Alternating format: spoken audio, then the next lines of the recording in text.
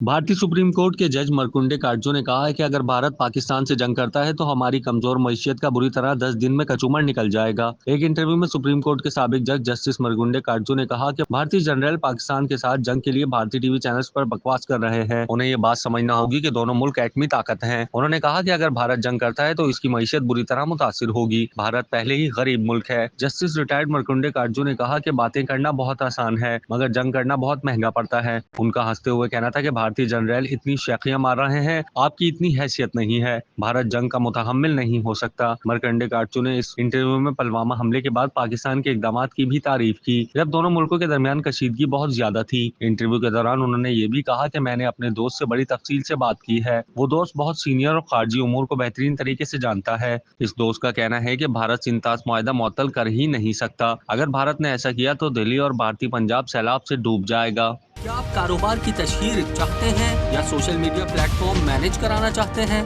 तो देर कैसी, अभी राब्ता करें ओनली न्यूज की टीम से। हमारा कॉन्टैक्ट नंबर आपकी स्क्रीन पर है।